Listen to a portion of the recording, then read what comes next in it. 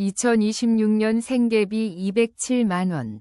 작년에 탈락했어도 올해는 됩니다. 몰랐다간 월 100만원 이상 손해. 지금 바로 확인하세요.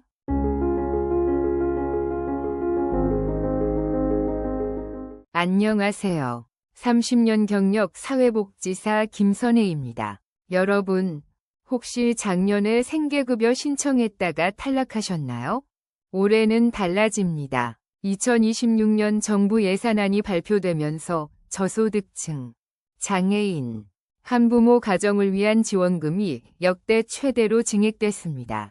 특히 4인 가구 생계비가 사상 처음으로 5월 200만 원을 넘어섰고, 작년에 탈락했던 분들도 다시 기회가 생겼습니다.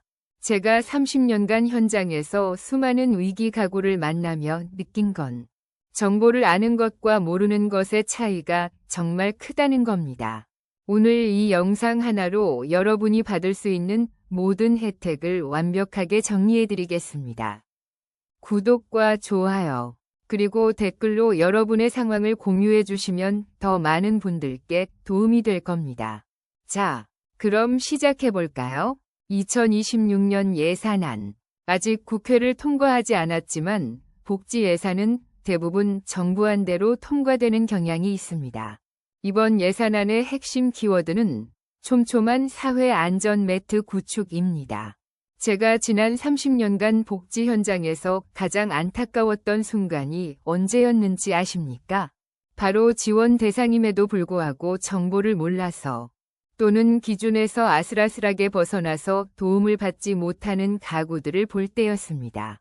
2021년 제가 상담했던 박민수 씨 가족이 기억납니다. 4인 가족인데 5월 소득이 기준에서 단 5만 원이 초과돼서 생계급여를 받지 못했습니다. 그 5만 원 때문에 한 달에 100만 원이 넘는 지원을 놓쳤죠. 하지만 이번 예산안은 다릅니다. 정부는 취약계층 지원에 전례 없는 예산을 배정했습니다. 저소득층뿐만 아니라 위기 가구, 장애인, 한부모 가정, 조손 가정까지 지원 범위가 대폭 확대됐습니다. 특히 주목할 점은 단순히 돈을 더 주는 게 아니라 지원 대상 기준 자체를 완화했다는 겁니다. 작년에 소득 기준 때문에 탈락하셨던 분들, 올해는 꼭 다시 신청해 보셔야 합니다. 그리고 이번 예산안의 또 다른 특징은 사각지대 해소입니다. 지원 대상인데도 신청하지 않는 가구, 바우처를 받고도 사용하지 않는 가구를 위해 정부가 직접 찾아가는 서비스를 도입합니다. AI를 활용해서 고위험 가구를 미리 발견하고 선제적으로 지원하는 시스템도 구축됩니다. 저는 이런 변화가 정말 반갑습니다. 왜냐하면 복지는 받을 자격이 있는 사람이 제때 받아야 의미가 있기 때문입니다. 생계급여. 이번에 정말 큰 변화가 있습니다. 제가 2023년에 상담했던 이영희 씨 가족 이야기부터 들려드릴게요. 4인 가족인 이 씨는 남편이 산업재해로 일을 못하게 되면서 생계가 막막해졌습니다. 생계급여를 신청했지만 기준 중위소득에서 몇만 원 차이로 탈락했죠. 당시 4인 가구 생계급여 기준이 5월 162만 원 정도였는데 이 씨 가족의 인정소득이 그보다 조금 높았던 겁니다. 그런데 2026년에는 상황이 완전히 달라집니다. 무엇보다 기준 중위소득 자체가 대폭 상향 조정됐습니다. 4인 가구 기준으로 생계급여가 사상 처음으로 5월 200만 원을 넘어섰습니다. 정확히는 207만 8천 원입니다. 이건 역대 최대 인상폭입니다. 1인 가구는 71만 3천 원, 2인 가구는 118만 2천 원, 3인 가구는 151만 7천 원으로 각각 인상됩니다. 제가 왜 이 숫자들을 구체적으로 말씀드리냐면 여러분이 정확히 내 가구가 해당되는지 확인하셔야 하기 때문입니다.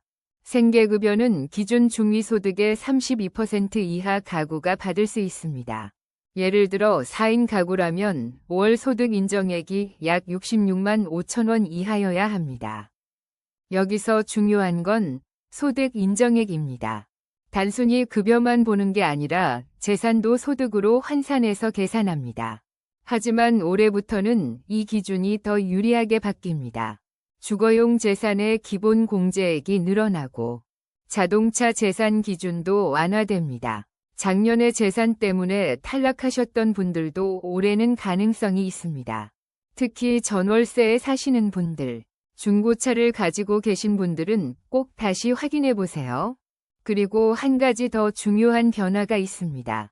생계급여를 받으면 자동으로 의료급여, 주거급여, 교육급여도 함께 검토됩니다. 생계급여는 못 받더라도 의료급여나 주거급여는 받을 수 있는 경우가 많습니다. 왜냐하면 각 급여마다 기준이 다르기 때문이죠. 의료급여는 중위소득 40%, 주거급여는 48%, 교육급여는 50%입니다. 제가 상담하면서 가장 안타까웠던 경우가 생계급여만 안 된다고 포기하시는 분들이었습니다. 절대 그러지 마세요. 하나가 안 되더라도 다른 급여는 받을 수 있습니다. 의료급여, 드디어 부양의무자 제도가 완전히 폐지됩니다. 이게 얼마나 큰 변화인지 아십니까? 제가 2022년에 만났던 최윤서 씨 이야기를 들려드리겠습니다. 최 씨는 당시 68세로 당뇨와 고혈압으로 매달 병원비가 30만 원씩 나갔습니다. 의료급여 신청을 했는데 탈락했습니다. 이유가 뭐였을까요? 최 씨의 아들이 연소득 3천만 원이 넘었기 때문입니다.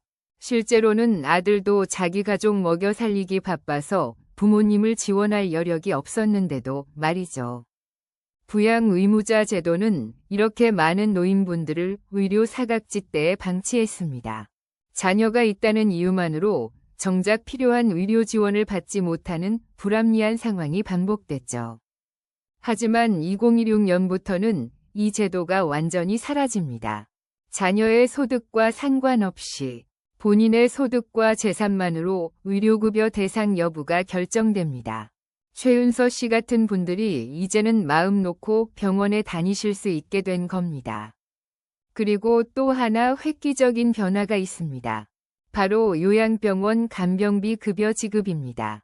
지금까지 요양병원에 입원하면 간병비는 본인이 부담해야 했습니다. 한 달에 100만 원이 넘는 경우도 많았죠. 이제는 이 간병비를 국가가 지원합니다. 특히 중증 환자나 치매 환자 가족들에게는 정말 큰 도움이 될 겁니다. 주거급여도 크게 바뀝니다. 기준 임대료가 인상되는데요. 이건 실제로 받는 지원금이 늘어난다는 의미입니다. 서울 4인 가구 기준으로 최대 43만 원까지 받을 수 있습니다. 그리고 주거급여 대상 기준도 중위소득 48%로 완화됩니다. 전세나 월세 부담 때문에 힘드신 분들 꼭 신청해보세요. 교육급여는 어떨까요? 교육활동 지원비가 인상됩니다. 초등학생은 48만 7천 원, 중학생은 65만 4천 원, 고등학생은 72만 7천 원을 받을 수 있습니다. 학용품, 교복, 체육복, 수학여행비 등에 사용할 수 있죠. 특히 고등학생 자녀를 둔 가정은 입학금과 수업료, 교과서비까지 전액 지원됩니다. 제가 상담했던 한 한부모 가정 어머니가 이런 말씀을 하셨습니다. 아이들 교육비 때문에 매번 마음이 아팠는데 이 지원 덕분에 아이들이 당당하게 학교 다닐 수 있게 됐어요. 교육은 희망입니다. 바우처 지원. 이번에 정말 많이 확대됩니다. 먼저 농식품 바우처부터 말씀드릴게요. 기존에는 임산부, 영유아, 초중고 자녀가 있는 가구만 받을 수 있었습니다. 그런데 2026년부터는 청년 가구까지 포함됩니다. 이게 왜 중요하냐면 청년 1인 가구나 신혼부부들이 식비 부담이 정말 크기 때문입니다. 저는 2023년에 25세 청년 박준혁 씨를 상담한 적이 있습니다. 지방에서 올라와 서울에서 일하는데 월세 내고 나면 식비로 쓸 돈이 거의 없었습니다. 편의점 도시락으로 끼니를 때우다 보니 건강도 나빠졌죠. 이제는 이런 청년들도 농식품 바우처를 받아서 신선한 과일, 채소, 육류를 살 수 있게 됩니다. 한 달에 얼마나 받을 수 있을까요?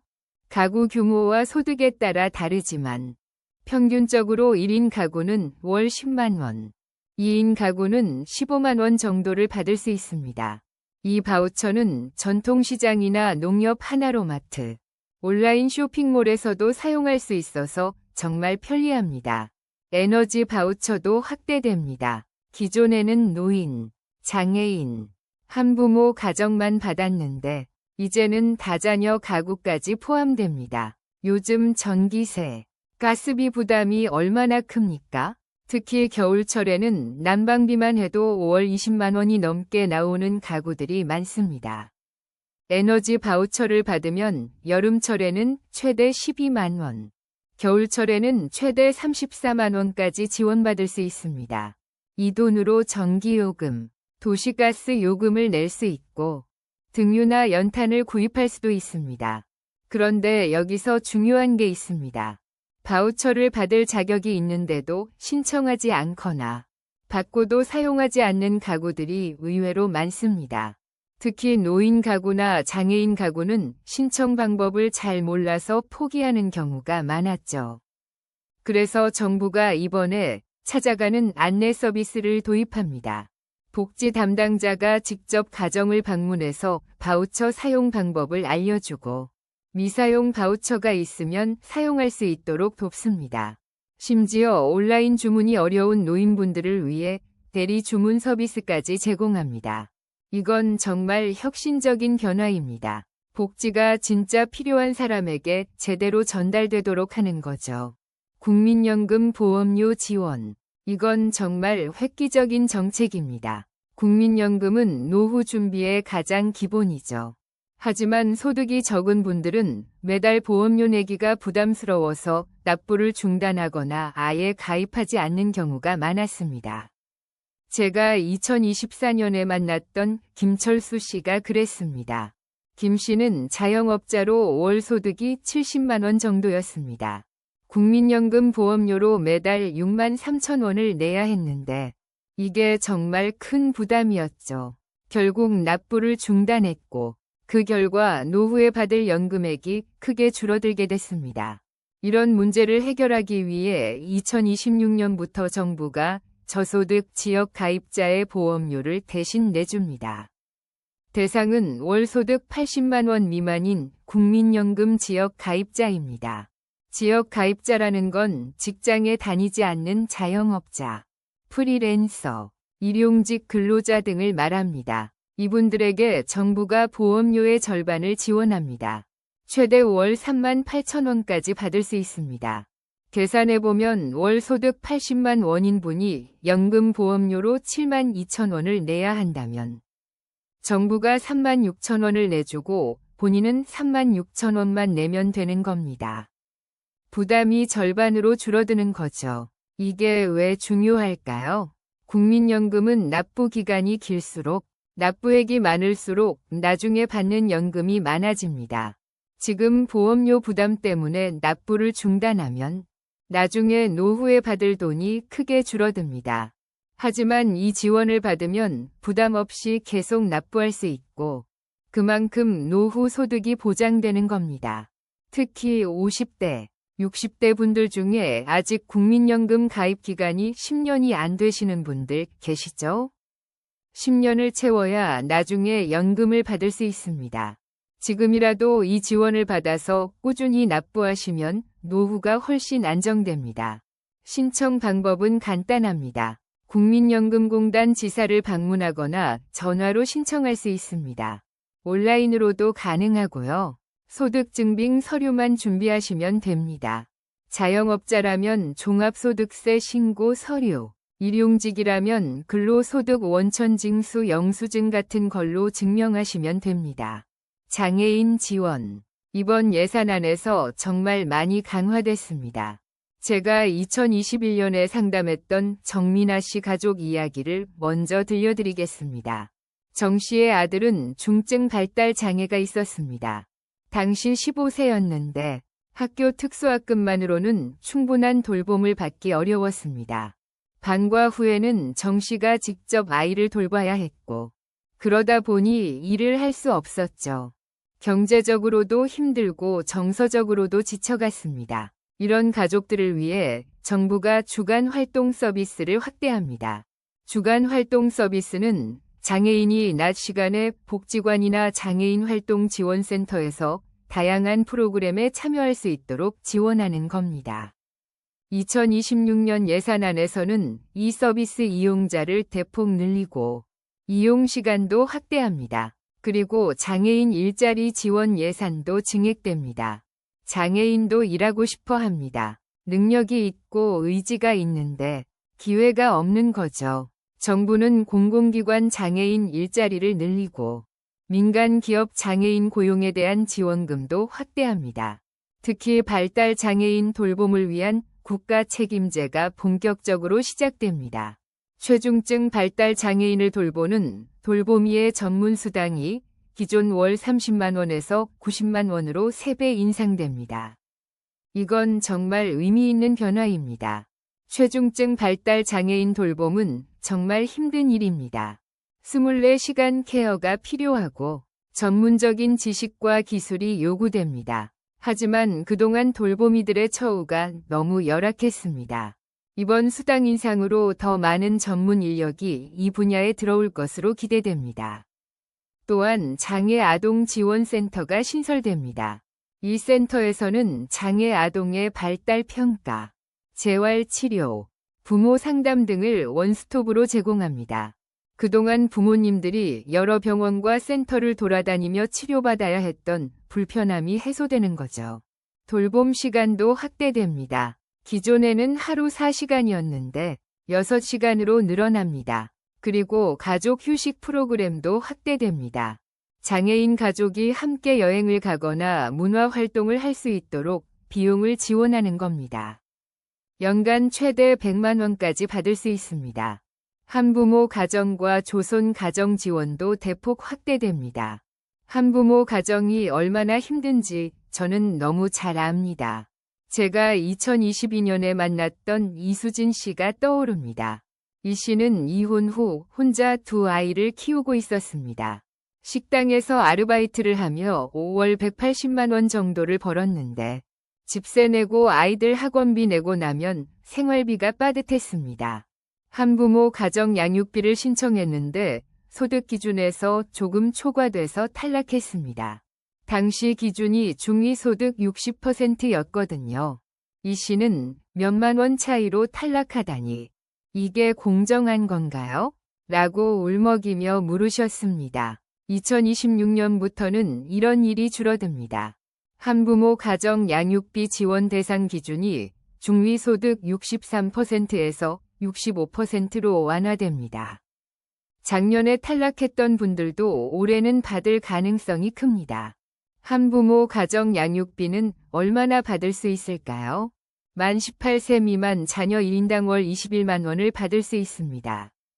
자녀가 2명이면 42만 원, 3명이면 63만 원입니다. 추가로 아동 양육비도 있습니다. 만 5세 이하 자녀가 있으면 자녀 1인당 월 10만 원을 더 받습니다. 그리고 조손 가정과 미혼모부 가정을 위한 추가 양육비가 있는데 이게 이번에 2배로 인상됩니다. 기존 월 5만 원에서 10만 원으로 늘어나는 겁니다. 조손 가정은 정말 어려운 상황에 놓인 경우가 많습니다. 손자를 키우는 할머니, 할아버지들은 대부분 노령의 소득도 없습니다. 건강도 좋지 않아서 손자를 돌보는 게 육체적으로도 힘듭니다. 추가 양육비 인상은 이런 가정에 큰 도움이 될 겁니다. 그리고 한부모 가정을 위한 고등학생 교육비 지원도 있습니다. 고등학생 자녀가 있으면 학용품비로 연 9만 3천 원을 받을 수 있습니다. 입학금과 수업료도 전액 지원됩니다. 대학 진학을 앞둔 자녀가 있다면 국가장학금도 꼭 신청하세요. 한부모 가정은 우선 지원 대상이어서 장학금을 받을 확률이 높습니다. 또한 한부모 가정 자녀가 대학에 진학하면 한국장학재단에서 생활비 대출도 저리로 해줍니다. 위기 가구 지원. 이건 정말 중요한 안전망입니다. 인생은 예측할 수 없습니다. 갑자기 사고가 나거나 병에 걸리거나 회사가 망하거나 가족이 사망할 수 있습니다. 이런 위기 상황에서 국가가 신속하게 도와주지 않으면 가정이 무너집니다. 제가 2023년에 만났던 강대호 씨 가족이 그랬습니다. 강 씨는 건설 현장에서 일하다가 추락사고를 당했습니다.